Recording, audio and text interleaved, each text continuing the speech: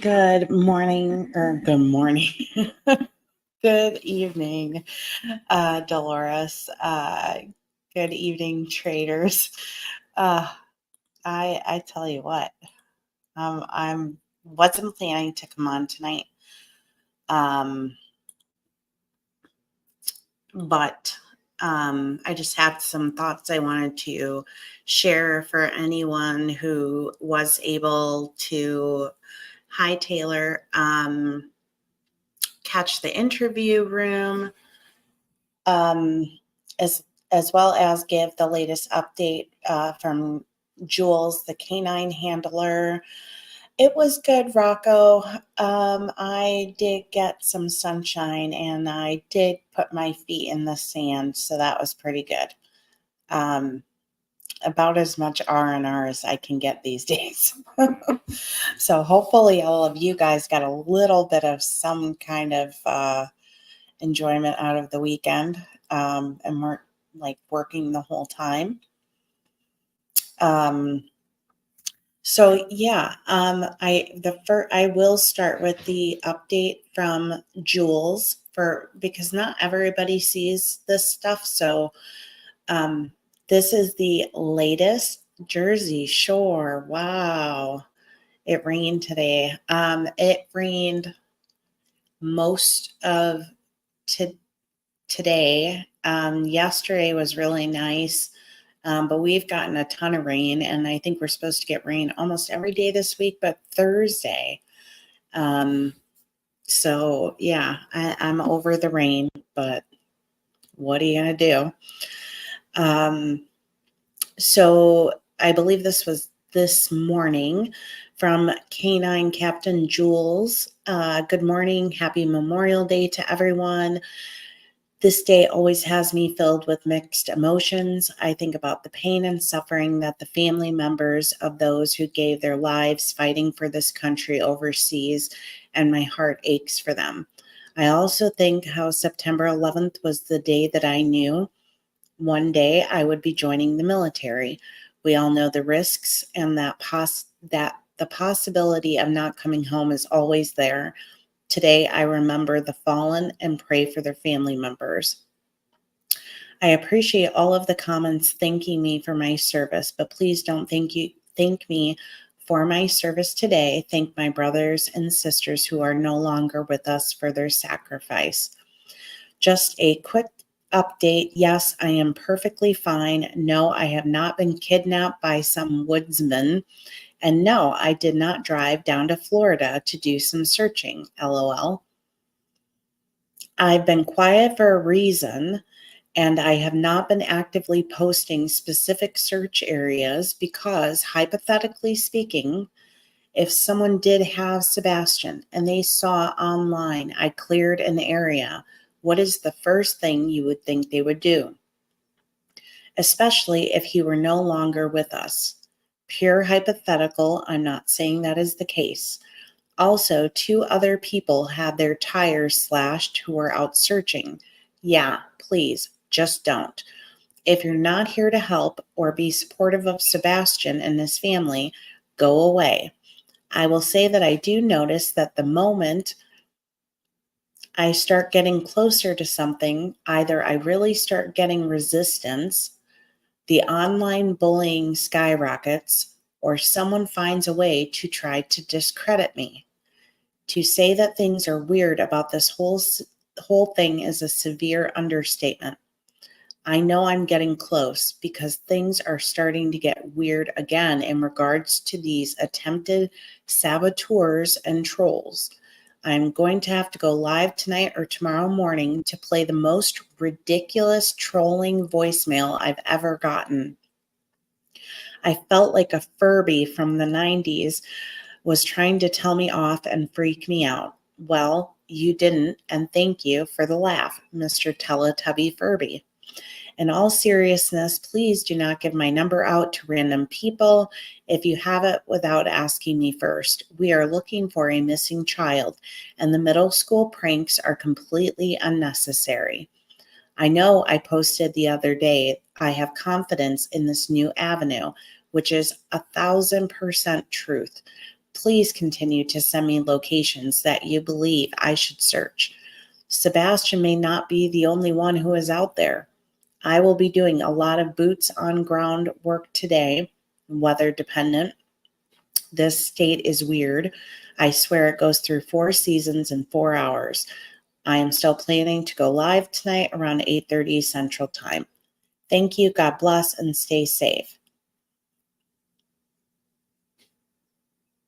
It is Hi, Blue Dragonfly. It is crazy. It's not surprising to me whatsoever that the crazy stuff is continuing.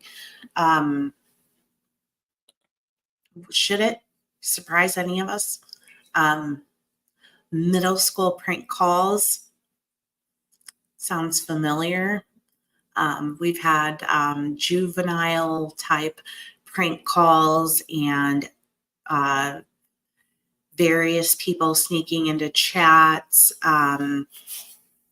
So none of that should be surprising. Hello, Dr. Suze. Yeah. So I'm not sure if everyone watched the interview room or not.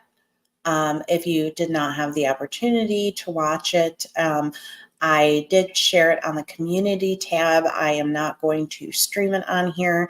It is copyrighted, and they have it strictly prohibited from streaming it live streams. So if anyone else is doing that, that's wonderful for them, but I am not going to do that.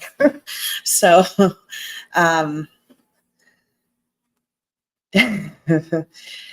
why? That's a wonderful question.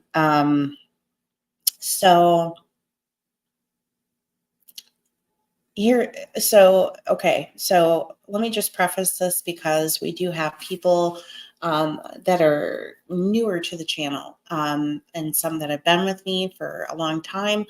And so sometimes I think, sometimes an episode I do might be more dedicated to search efforts and things in that regard. Some might be more related to doing an appeal. And in this particular case, I'm sharing my sentiments on the analysis that was done on the interview room. It was the first video, of course, that Katie and Chris did. So for anybody that's watching, if this is a sore subject for you to go down this road, this might not be the best live to watch. And for those that have been with me a while, I have really dug into a ton of the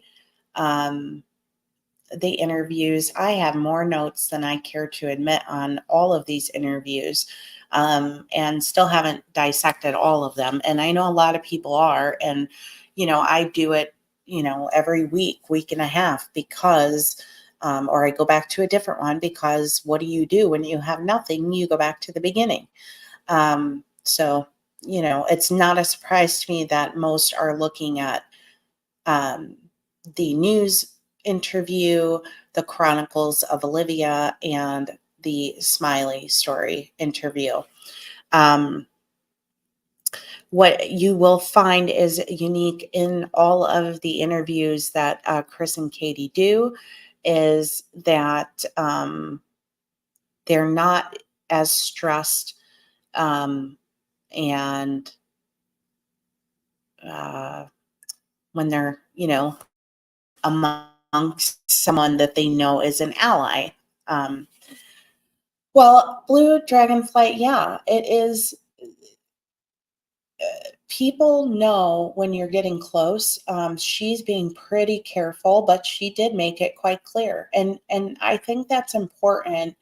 That if you have it's okay to have an opinion, and own it. And it's okay to have an evolving opinion. There's some of us, that, we were thinking one way in the beginning and we've evolved over time. Thank you so much. Thank you so much, Be Free. So, a lot of the things that came up in the interview room, a lot of you have already heard me kind of also point out, but there was a couple things that I thought I needed to point out, but I also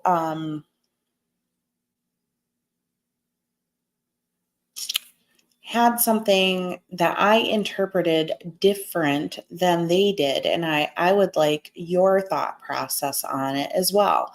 And also, if anybody can remind me, because I haven't had time to dig it up, so if somebody already knows it off the top of their head, please feel free to share it with me. I'm trying to figure out what the exact date was that the RV or the fifth wheel camper was picked up.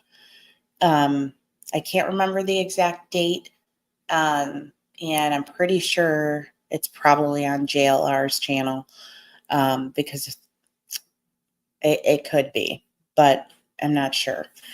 Because when that happened, there was a lot of coverage happening on the Riley String case. So anyways, the first thing I want to stress is, of course, is that they pointed it out, the helpless roller coaster that Chris mentioned early on in the interview. And I think that it's important that people remember that this interview was done like 8 days after Sebastian was gone. 8 days. That's not a long time to be feeling hopeless or helpless. And they were correct. There's people that go 20 years and still can't possibly fathom being hopeless or helpless. And I thought it was very interesting that Chris McDonough mentions when he learned about his son passing. And it was very interesting when they talked about how they felt their wives would react to certain things. And I have shared this before, here, my reaction when my child went missing, and the terror, the panic, the screaming, the crying, the confusion, but and of course there was hysterics, unbelievable amounts of crying, collapsing, all of that kind of stuff. But what there was still there is kind of what they were describing. It was that maternal, natural instinct of not giving up, doing whatever I can, not listening to the police. It wasn't good enough. Nothing they told me was good enough to where, it was like, I think it was like 12 hours later, maybe 14 hours later. Like I literally just walked into the station before the actual station was open, just, sat down and just waited for them to come in. I was not having it. I just wasn't accepting of anything that they told me. And there certainly wasn't any feeling of, this is hopeless. I'm not going to find her. No, I just, let me just hang out at home and hope for the best. Like it just wasn't even possible. And I've said this numerous times, the calling Chris in the moment as the first person, like within 3 minutes. I can tell you, looking for a 3-year-old, I wasn't even calling anybody in 3 minutes because it takes longer than that to, really search your house, and to check outside, But then it was 911. Nobody else. 911. It's just all of our hi, Miss Melody. It is just our natural human instinct says 911. Isn't that what anybody would do? Yes, you absolutely Duchess. Yes, you crutches. Absolutely. Yeah, I'm not bougie like that. You can mention another creator's name, and yeah, I have analyzed her interviews as well. So, it's extremely bothersome when I see 8 days and the ability to be calm. I agree with them about the being able to say anything that is any way negative or talk about behavior. Um, and I loved how they pointed out the agreeing thing, and I'm going to get there. Um,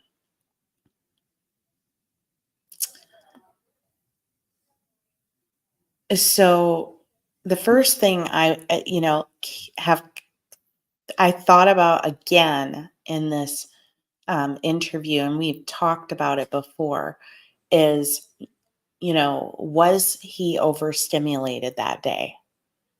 If you recall in the interview room, they were talking about, it being anything other than, it was likely anything other than a pretty good day. And I found the interesting part, like the emphasis on the word pretty, like it was pretty good. I thought, well, that means, yeah, it wasn't so good. Um, I actually have all of the interviews and the dates and transcripts and all of that, so I can check in just a second. And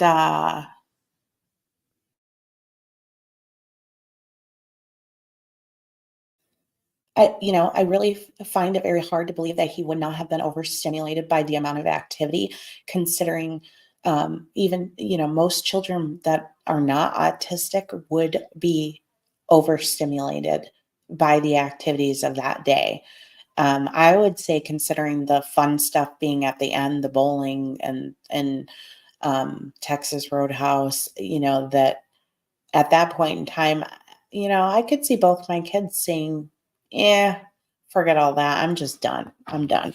It's too much." They would be, I think, willing to, to go through all that, like the shopping and the visiting with other family members and things to that effect. Okay, so just to clarify, okay, so WSMV Channel 4 in Nashville was March 5th. Fox 17 is was March 7th. Let's see. Chronicles of Olivia was March 18th. Smiley Story was March 20th. Oh, hang tight there. She is correct. March 3rd. Um, Duchess. Duchess was the first um, interview of record. Interesting. Very interesting. Thank you for pointing that out, because I that adds a ton more value to my thoughts and all my notes on that interview. Nope, nope. You are whoever said it. If it was Duchess herself, that was the truth. She was March 3rd, and that would have her, looking at everything I'm looking at, that would have her as the very first interview, followed by WSMV Nashville and Fox 17 Nashville. Very interesting. Okay. Which means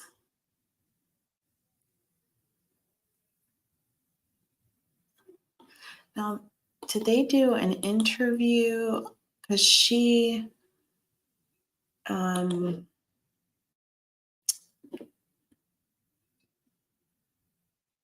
me see here. Hold on. I am just trying to verify here. Why is it not saying?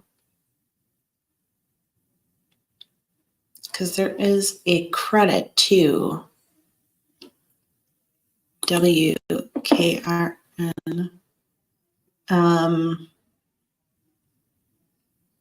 Okay, so she does credit the WKRN. However, it was not an interview with the parents that she was crediting. It was their Amber article that was issued. So,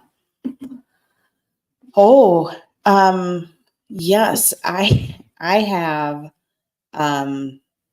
Well, I can't even. I don't know that I don't know if I'll get there, but I do have a ton of notes, and I think I broke down quite a bit of that. A couple of those.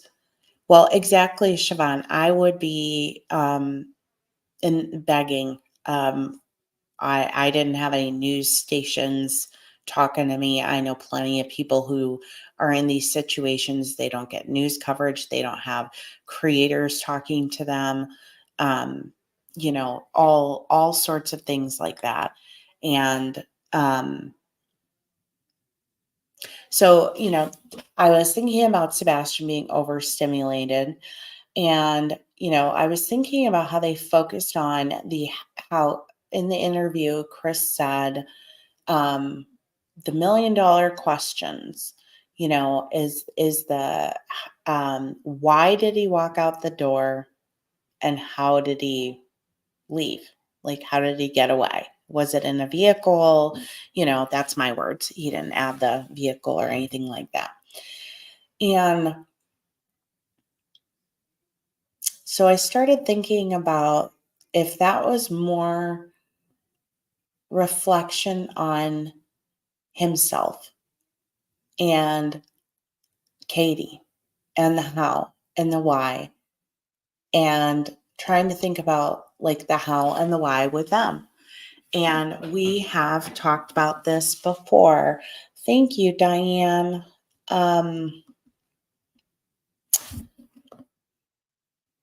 Okay, we got number one. The hearing with Faith, Chris's daughter, was coming up quick. And because that hearing was coming up, a lot of people are speculating, was he supposed to testify? And I don't know that I think he was going to testify. We know Katie, was and did, provide, she was a witness this time around. What we're forgetting is, well, yes, yes, just like they said in the interview room, the real $1 million question is where is he? And that's what any normal parent, if they ever use that phrase, would say. The $1 million question is, where is my kid? But none of us would have been as calm and rational as they were. So the hearing was coming up. We've heard it from Chris's own words that he did not, he was uncomfortable with Sebastian being around his daughter. And it was said, it was already shared that Chris had confided in Seth that there was marriage problems. We then, in the call where Chris called in and he just lost it, was when they were discussing, that Chris had confided in, a close friend, about marriage problems. And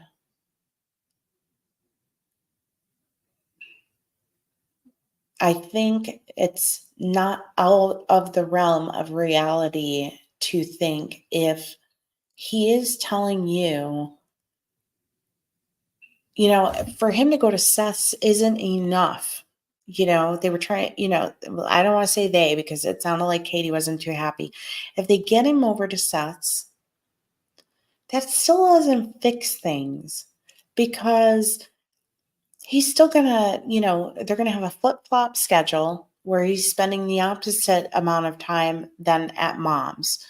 And what they would have to do, and would be, to maybe make sure Faith wasn't present um, on those. So I think that alone, the weight of that on their marriage, the weight of that on Katie, that I'm going to lose this or this, it might be enough because unfortunately it is very clear to me that she didn't maybe make that normal maternal bond with her child. And so most of us couldn't fathom the pain that would cause. And most of us, if you have shared custody, there's times where, your kid might be totally fine wherever they are and you're still just like sick, miss your kids. So I think that alone could be motive, the weight of that. I'm going to lose my husband. Um, he's very concerned that, my son is going to, do to his daughter what was done to him. And yeah, I think that alone could have been enough. She had the guy of her dreams. She had, they both had good jobs. They had a good income, despite whatever debts they were incurring. They had the house.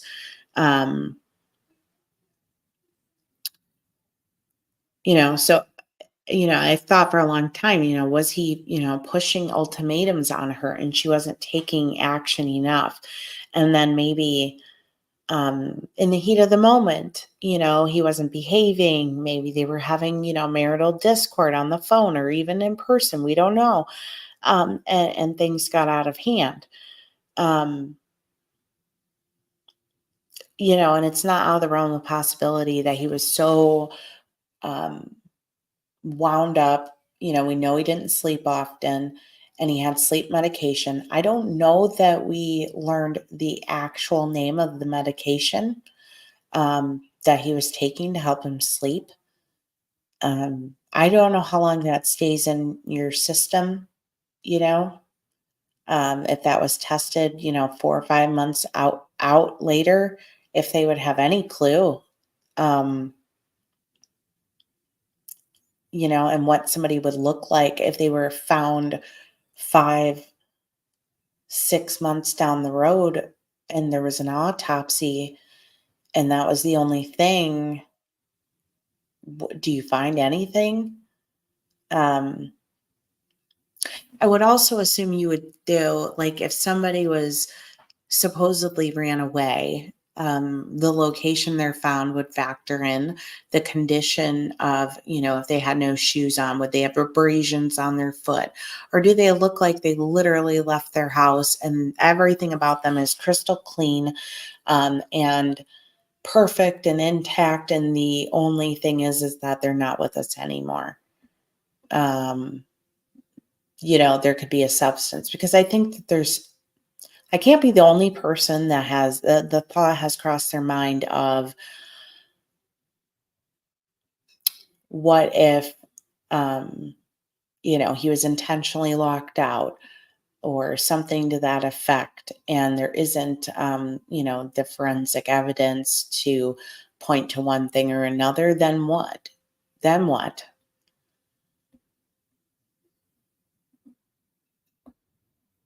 I can allow they would arrange. Well, and I think the M word is a very strong word. I'm not saying like the M word um in regards to this. I'm more so, well, um a loss of patience, a loss of maybe a temper, um loss of lucidity for a moment, the maybe over medicating, maybe locking the door, um, maybe, I'm going to take you, luring out, let's go somewhere fun. It's going to be this great weekend. And then, it wasn't, or, let's go somewhere for a while and till this custody thing blows over, then we're going to come back. And then guess what happens? The whole world blows up and realizes you're gone and everybody cares.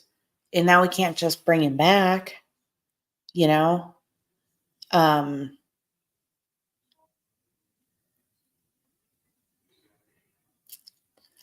I struggle with there being something, severely violent that took place, um, just because I think that there would have been more forensic evidence found like on day one. That's just my opinion.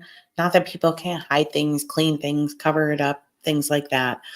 Um, and the big problem is, that we're all missing the picture from the first week. A lot of us are missing a complete picture of the first week.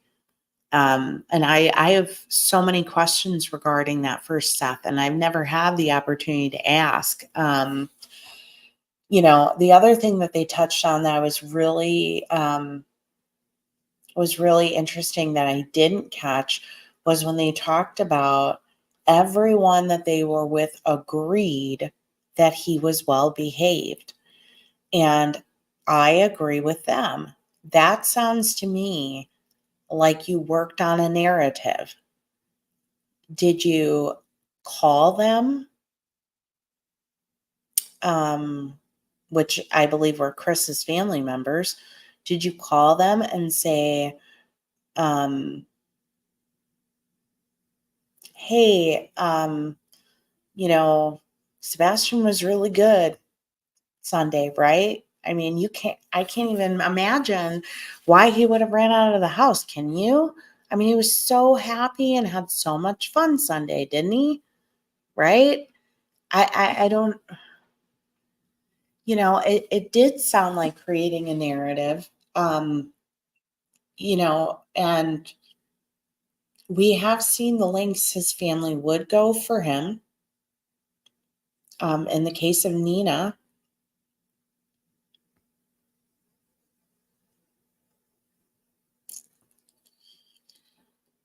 oh, I think that it was considered a criminal investigation a lot faster than any of us could imagine. Um, because what I found interesting in this interview was the reporter said something, and he just vanished. And Chris was, yes, ma'am, and then he took a big exhale. You could see his whole body do the exhale, like, I confirmed he vanished. She said it. I confirmed it. She bought it. That was my take. Okay. That is big sigh of relief.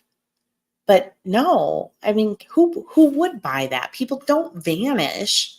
They don't. Um, Thank you so much, Cindy. I appreciate that. Um,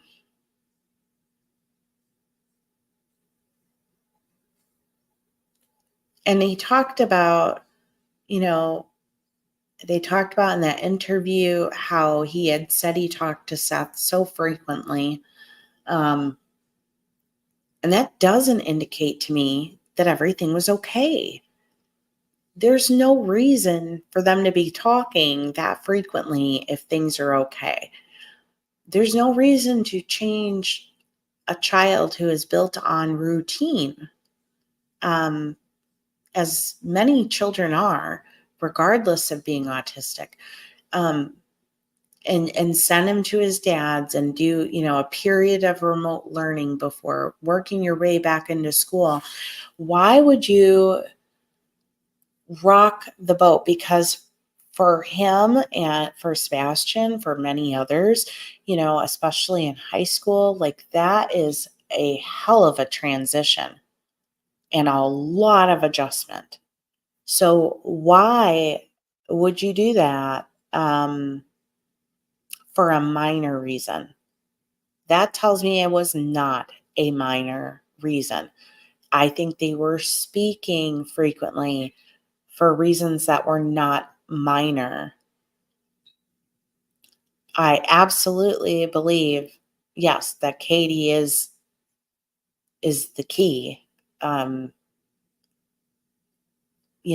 I've said this many a times. It would take a whole lot of something very concrete to make me to believe that that Chris was physically present at the time a potential incident occurred. Could it have been? Could he have participated in some way in relation to was he taken somewhere? Was he called, and had to leave and get down there and then made it back to work? Absolutely possible. I don't think he was the one who directly did something. I don't. I do believe if something directly happened to Sebastian that it was Katie. That's my opinion. Allegedly.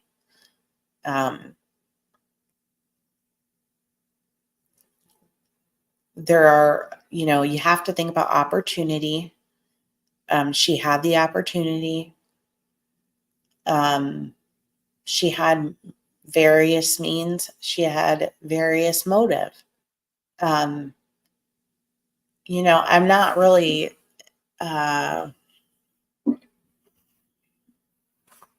well, the only thing that I stick on, and I don't know, is, well, okay. So Heather Cohen said she was able to validate that Chris was sighted at the campground at 8 p.m. on Sunday the 25th, and that she was able to verify or vet through a source that he was at work at 5:15 a.m. on Monday. Now, if you were called, and we've said this before, we've mapped this, we've done it all, even at normal 60, 65 mile an hour speeds. If you were called around, between 9 and 10 p.m. and there's a situation and you had to drive to Hendersonville from Horn Lake and then drive and go straight to work from there, could you do it? Yes, you could.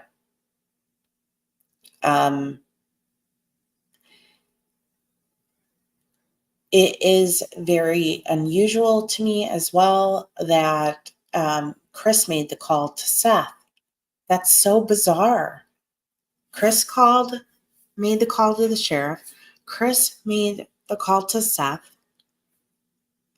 don't even get me going on the whole, you're going to be so upset, to Seth, you're going to be mad, whatever. I don't understand that, that she would not call the other parent. First of all, he should have been like, if you didn't call 911 first, then Seth should have been the first call. Did you hear from Sebastian? Did you see him? Do you know anything? And if he said no, to me, I would have called the jail and had somebody, page him or call him to the phone, he's not going to have his phone. Like this, what bigger emergency could exist to call somebody away from their duties at work, and again, we have more people here now. If anybody recalls the exact date that the fifth wheel camper was picked up, if you could just drop that information in chat. I do not believe that Chris and Katie have a lawyer. They have not mentioned it yet. I think if they had one, their lawyer would have told them to shut up a long time ago. Yeah, Dr. Sir, I have lived in plenty of rural areas, and listen, they know exactly where you are. Almost you could call on the highway and they know where you are, at least here. Yeah, I'm sure she knew how to call his boss. Who doesn't? You could just call the jail and say, my son's father works, as a correctional officer. His name is Seth Rogers. Our son is missing. Can you please get him on the phone? It's an emergency. Like, duh, they're law enforcement. Like, it's the dumbest thing I've ever heard. So it's bizarre that Chris called.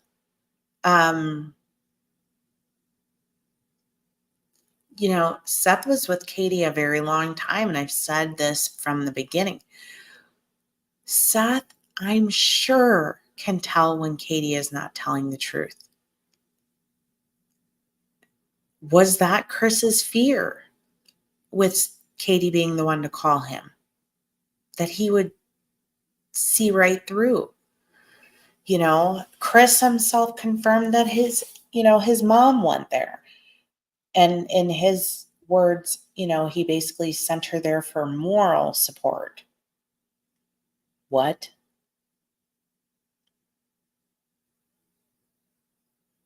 I mean, to me, she was there pretty fast.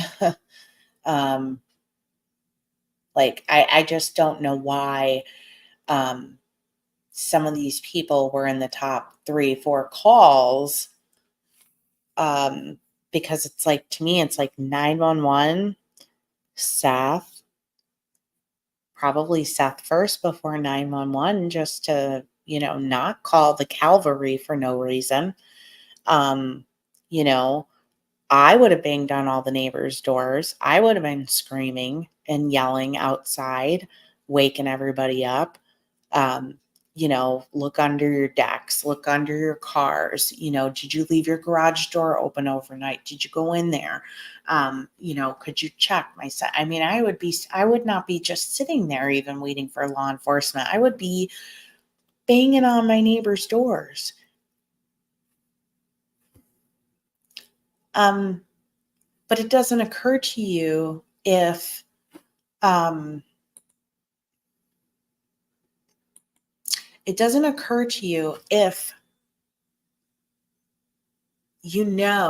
he's not coming back, right? Why look? Why not leave the state? Can you imagine, any of you out there, imagine the most important human in your entire life is gone, and they have special needs. Could you imagine leaving the home they know, leaving the state, the home they know, the home they'd return to, for them to come home to an empty house. Could you imagine? I could not imagine at all. It's it's it's unbelievable. Unbelievable to me.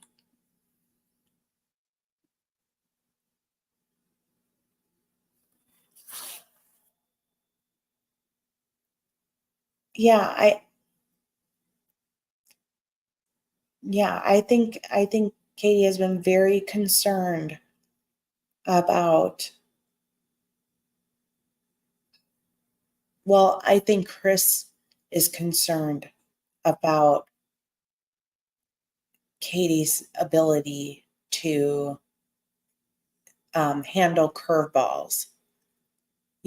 She'll speak in these very rare instances now if she has had him basically vet that it is a safe place for her, that she's not going to be thrown a curveball. Um,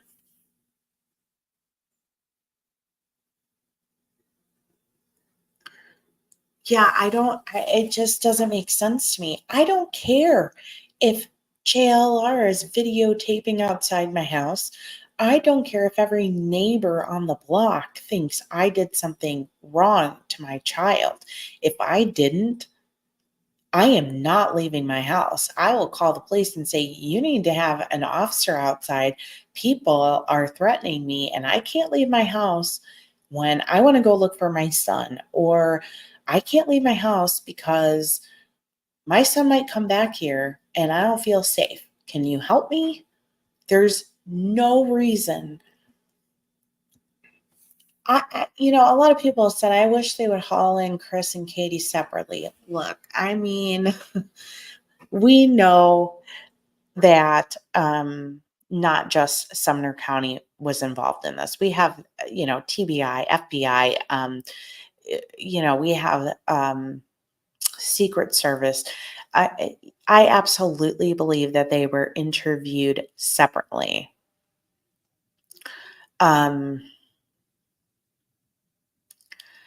I believe they were interviewed separately.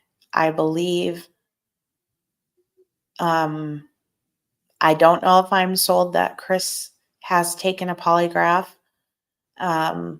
yet. I think that based on Katie, if it's true that she took two, that tells me they had more questions for her or they found more evidence. And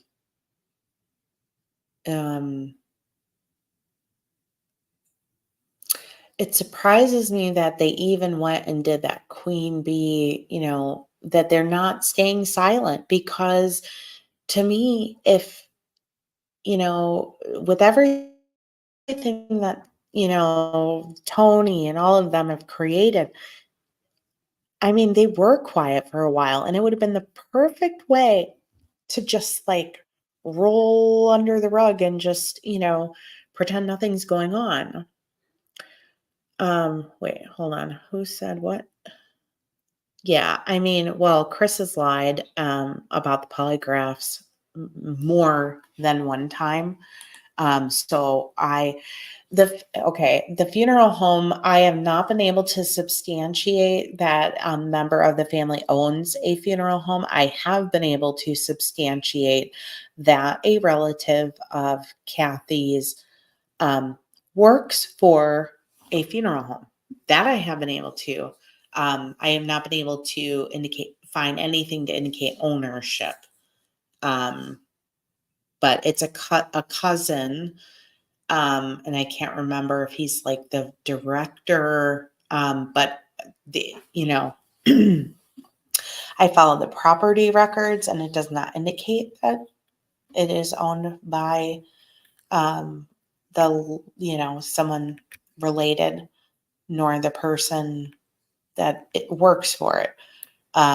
So unless, I have more to substantiate that, all I can say is that I am certain a cousin works for one. I am not certain regarding ownership. So I'm not going to claim that at all. Um,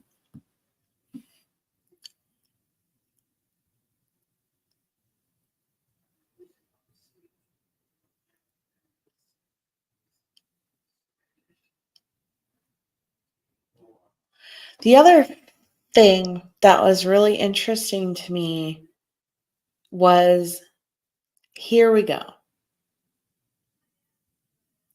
And for those of you who have watched the interview and then the interview room, and Chris says, and here we go, like here we are now, or now, and they were talking about that last night.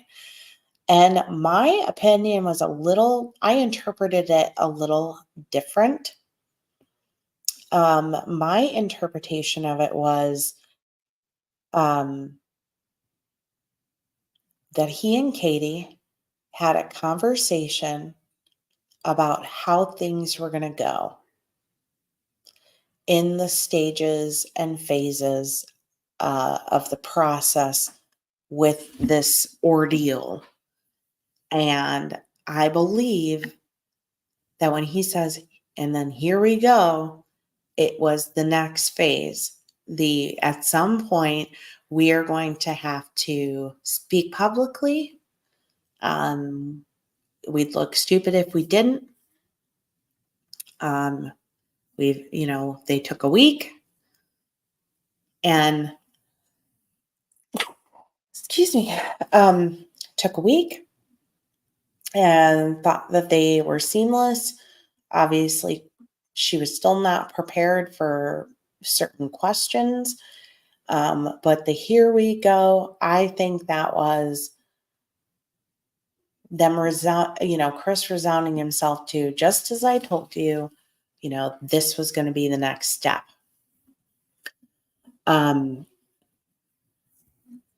I absolutely believe they watch everything. And yeah, I thought it was bizarre how everyone had been drawing so many parallels with the behaviors of the Wells parents. And then, Chris brought up the Summer Wells case, and it was bizarre. Like, how much attention did you pay to that case? And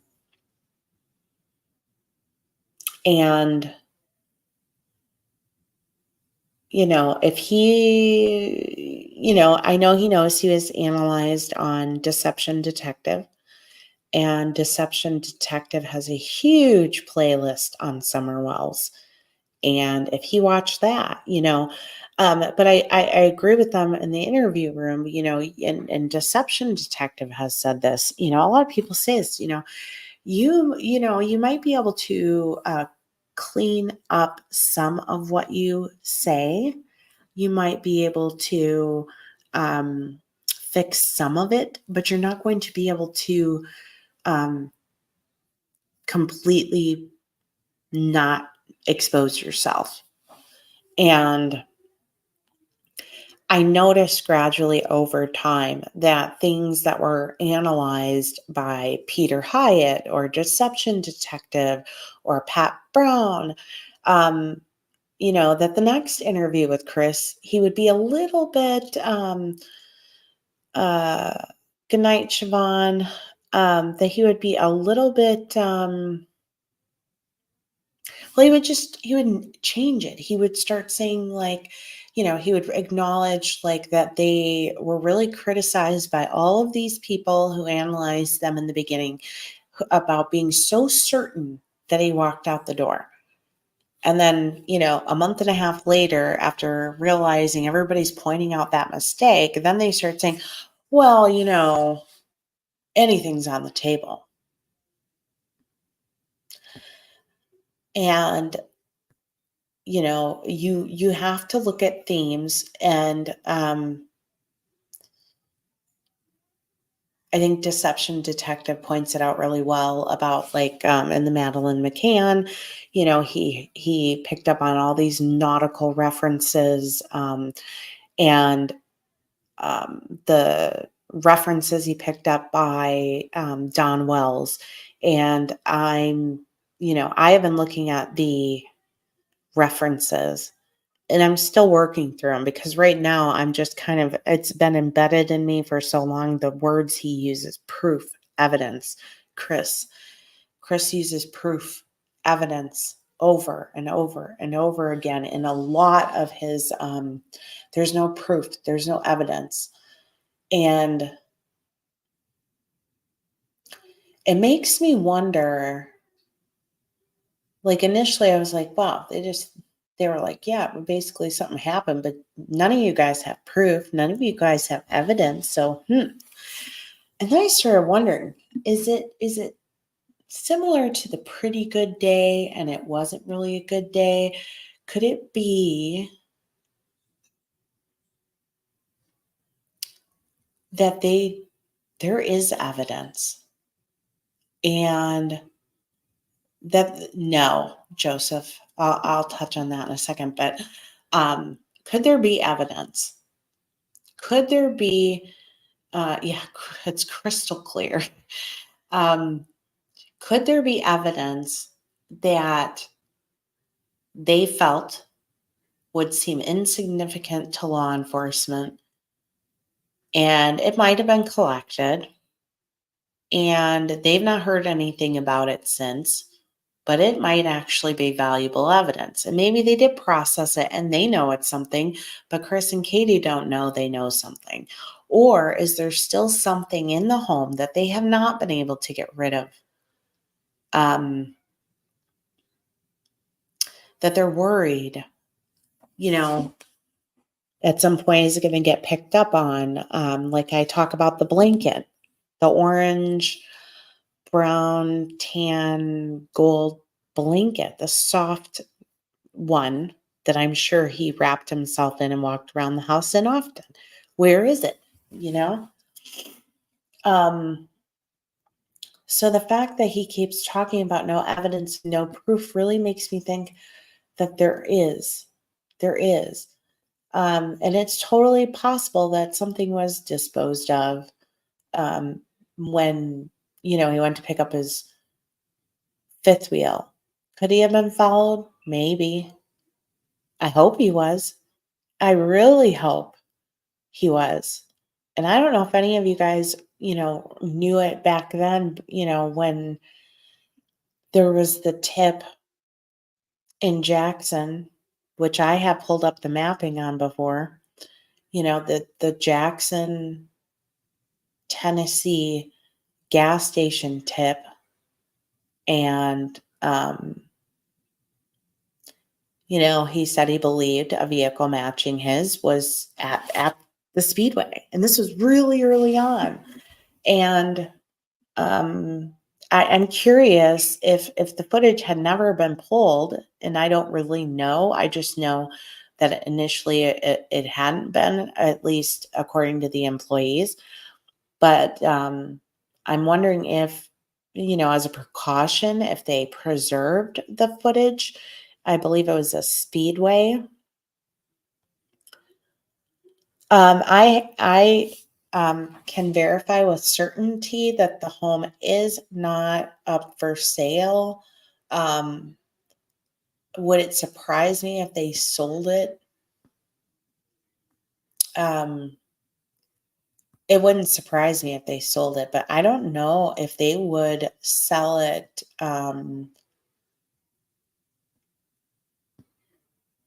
until things calm down a little more. And I also believe that they're waiting on the outcome of the custody case, which there was a domestic relations hearing officer report that was submitted to the court. So, I'm wondering if, maybe by the end of this week or maybe next week, something will be determined. My understanding is that Chris's biological father is a truck driver or was a truck driver, like an over-the-road truck driver. His biological father, though, not stepdad. Stepdad works for, what is it's like a coach, Was it like Greyhound? I can't remember. Oh, wait, but let me go backwards. Well, that's true, Gail. If there is no body, there is no crime. And how many people have we watched get away with a lot of things in Tennessee? I do not believe that Katie and her mom are speaking. I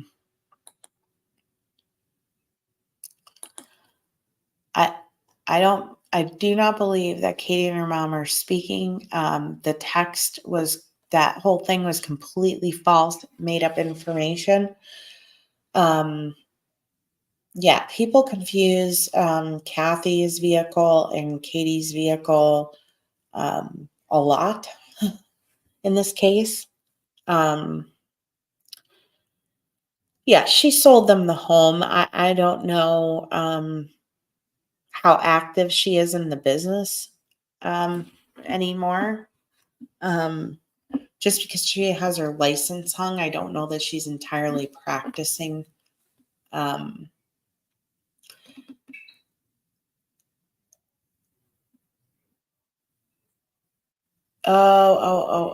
think I misread what you said. Doesn't Chris's stepfather have the same truck? I don't think I know what Terry drives.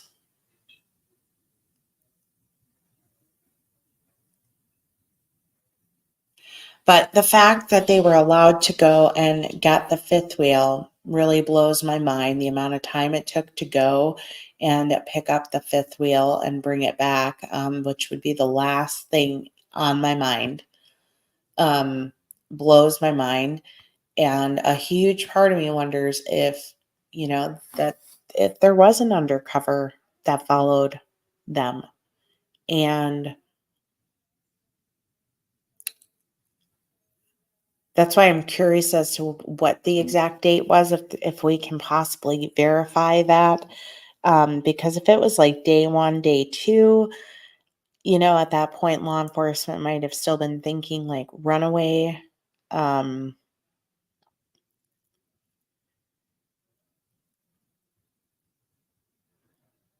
Yeah, the law enforcement's definitely not going to reveal all. And,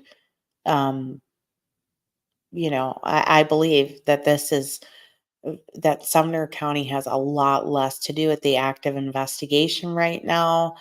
Um,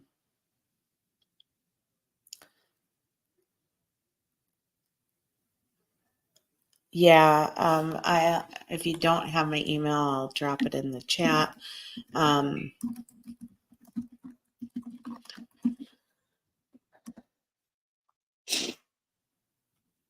Well, Joseph, I think you're right. And honestly, I don't know why the Wells aren't in prison for just things that they have shared. I don't even know how they're allowed to walk around. I mean, but yeah, we have seen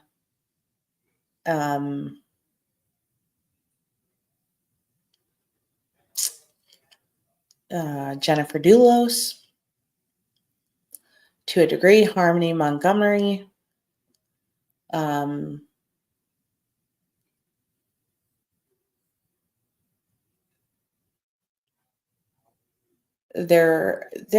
a lot of cases. It's not impossible. There are two incredibly cold cases that some of you know about that are really near and dear to me. And, one of them, it had been brought to the grand jury, like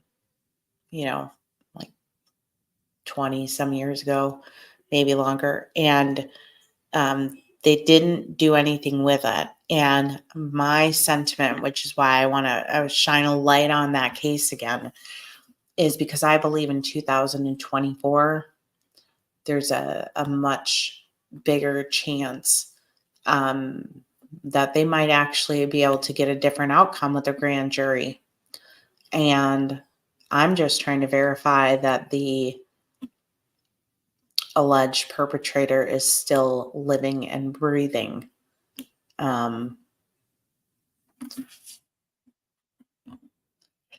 You don't you don't have to be quiet for a while. um, I have a lot of faith, and let's just listen. Please, I'm just going to ask one thing of everybody is just, stop the madness. Shut out everything bad you have heard from every creator out there, even if they're the good ones or they're the not good ones. I am hanging a unbelievable amount of hope and faith on Jules and this canine team, and I hope that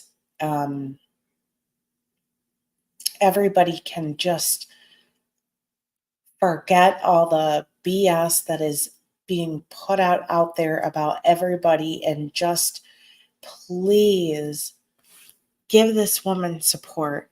Take a minute and think about what positive reinforcement and support can do, and how I think it will help her persevere. I have a lot of faith and hope in her, and I want people to stop the negativity towards her. I have not personally heard it, but there's a lot of people I don't watch because I don't want to hear certain things. So, oh God, Lord, what?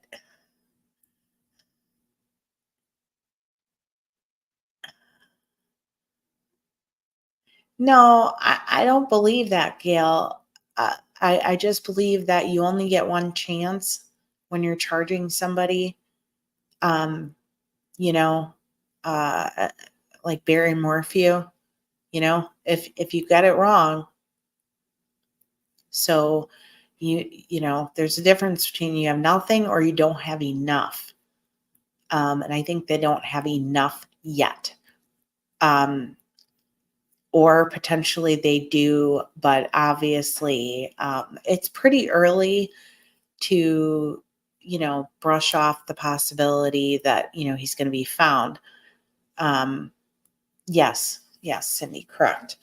But I just want everybody to please just, even if you have said negative things in the past or believed negative things in the past, have a little faith. Try that on for size. Just for just for a while. Just try ignoring what people have to say and just giving this woman, the people that are helping, a little faith, a little trust. I believe she's being beyond reasonable in the updates that she is giving, as well as trying to be educational. Um, and um, I have to have faith in her because, she to me is one of the dominant hopes that there is right now. And I would imagine, and I know there's other people out there working with her. So all of them, I think if we throw our weight behind them and support them and not try to, take down their reputations and things like that, we might get somewhere. And I don't think she would say that she believes she's on the right track, that she thinks she's onto something if she wasn't.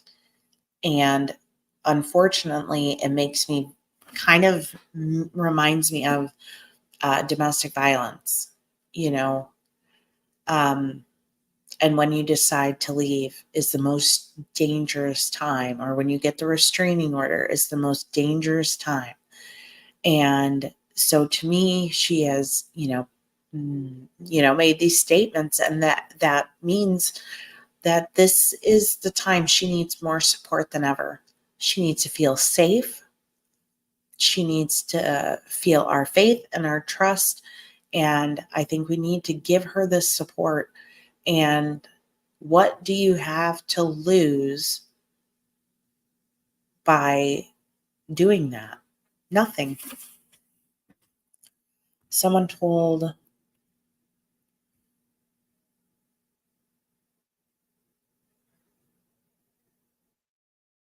who is TL? Oh, Terry Lynn.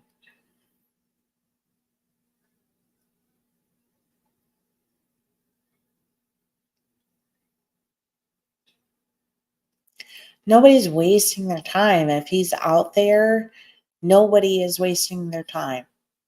None of these people are wasting their time if he is not found. And none of them owe us updates, but we're getting them. And I think the updates are thoughtful, and it's just enough to probably make everybody feel comfortable, but not trying to spit out, things that we're not supposed to know.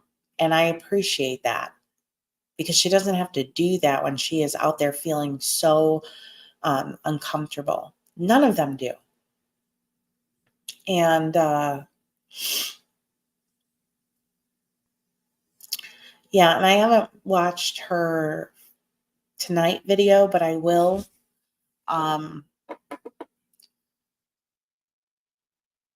No, Della, I can assure you that when I was in that position, if I had had anybody offer me canine or anything,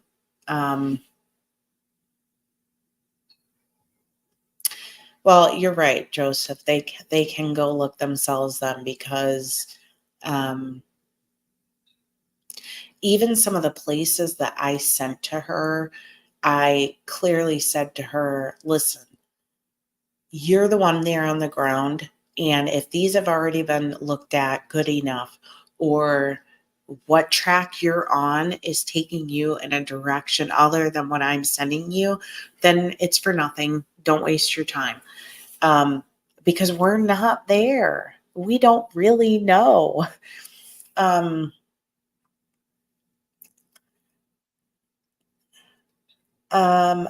don't know. I believe it was, I don't know if Jules is referring to like the Terry Lynn, um, like when they were out searching and the tires were slashed, or if it was a second incident. Um,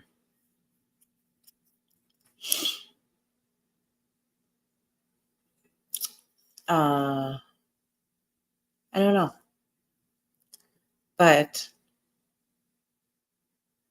I believe there's more bark than bite in these people who are acting like this. So to me, it is not worth being deterred. Um, yeah, she does. And she, even in her message, said, don't hesitate. If you think you have information that you have to, that you think is a good idea. Um,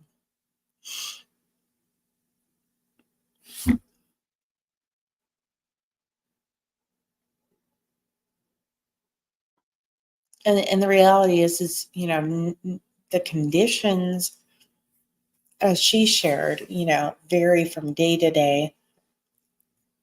I have to respect people that are on the ground and that know when's the right time to go out, when's not the right time, when they feel that they have searched a particular area enough. If you're being directed in a different path, it doesn't matter if I think it's the right path. I'm not there. Um,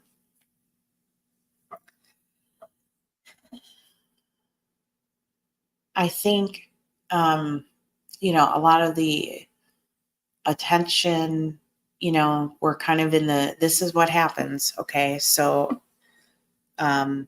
we had Chris being really loud, and then we had all the attention was on Seth's team. Now that's kind of dying down because they're trying to talk a little less. Um,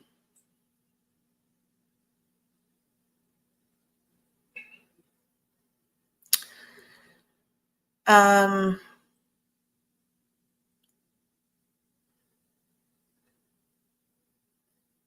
well, Chris really wouldn't talk to Chloe, and um,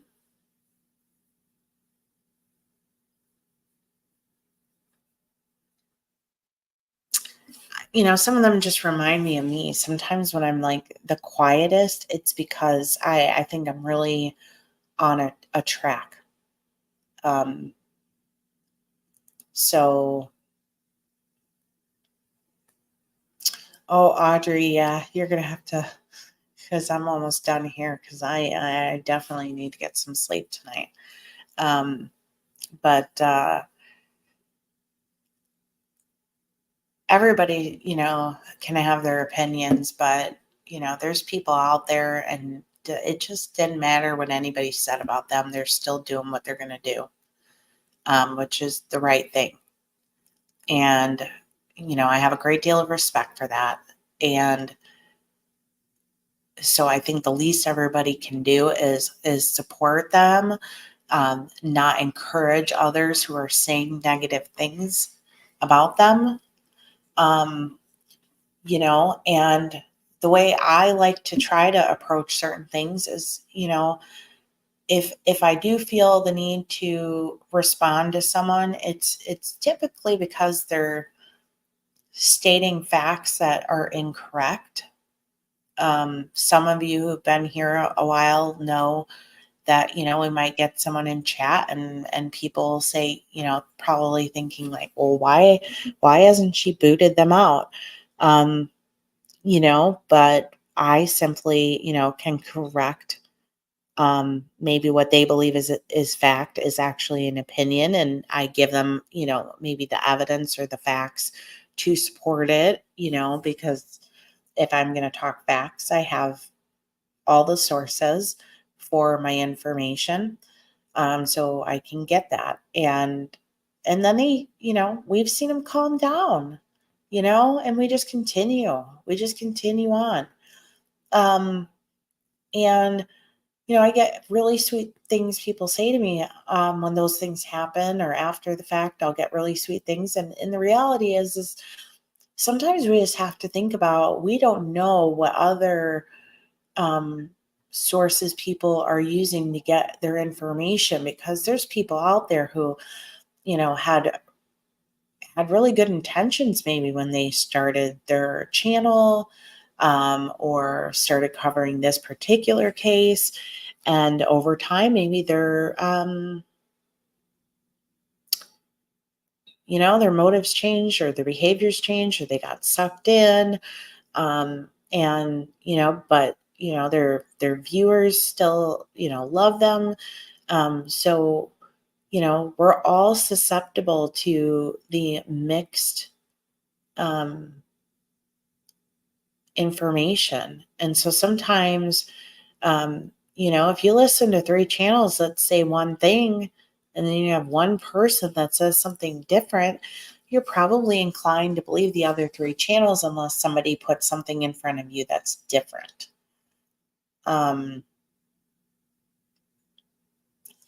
Well, and I did that poll on intuition. When our nagging gut is telling us something, um, you know, sometimes you just have to listen.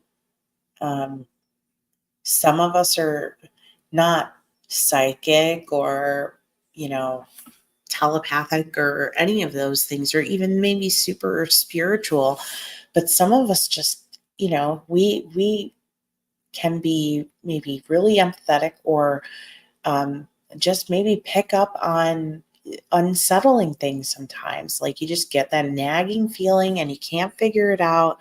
Or, something somebody says will just bother you for days until you figure out, why did that bother me so much? Or why did that, the way they will, did this, why did that bother me so much?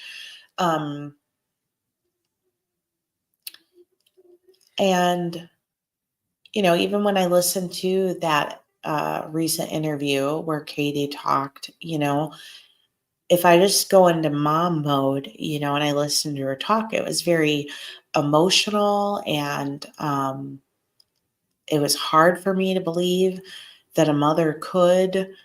And then,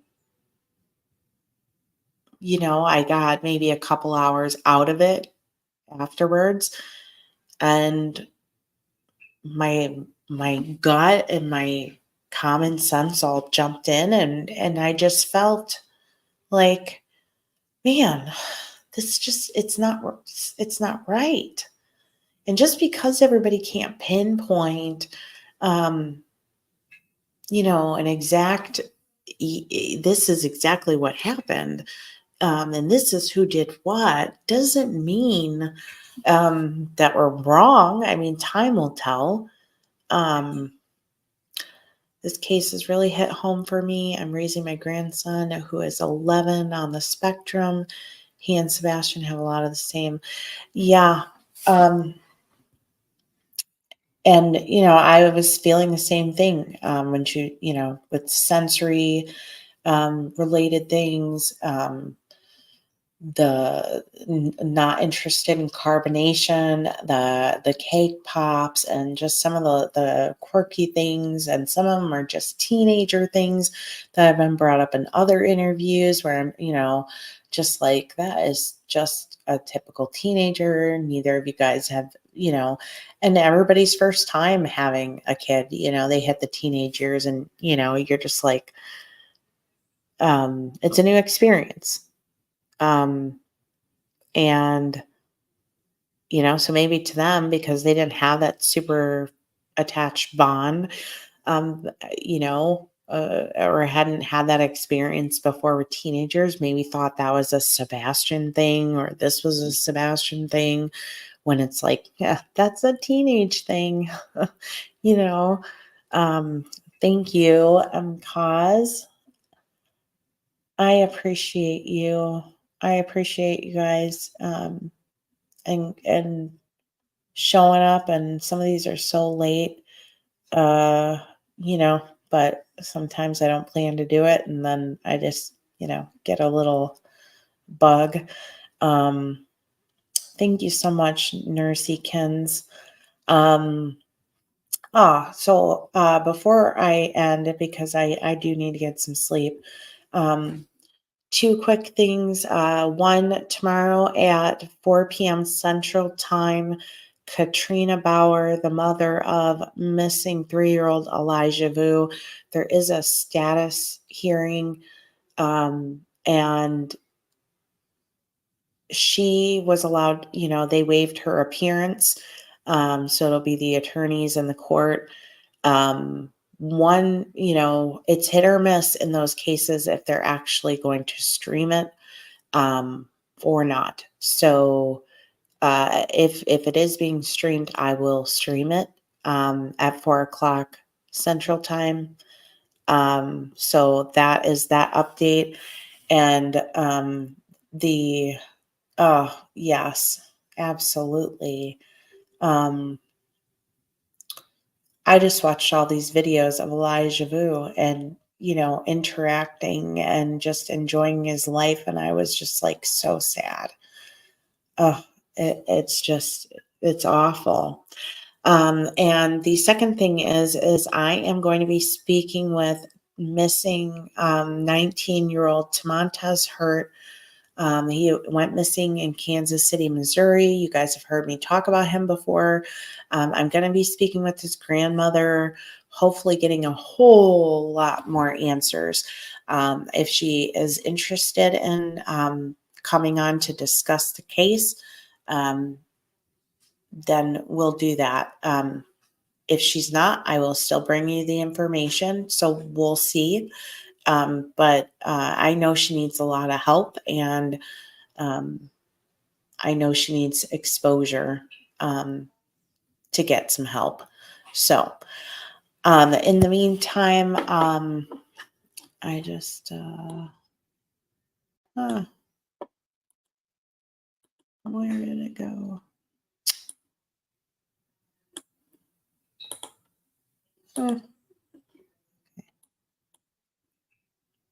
Yes, thank you guys all. I hope all of you guys have a great night. I really appreciate all of you guys tuning in. And for those of you who keep an eye on, the video tab and the community tab, I put a lot of shorts with faces of the missing and things like that. And they won't go under shorts if it's over a minute. They'll go under the video tab. But please try to share those when you do see those, just because like this last one I did the other day, it was a lot of faces. It's awful.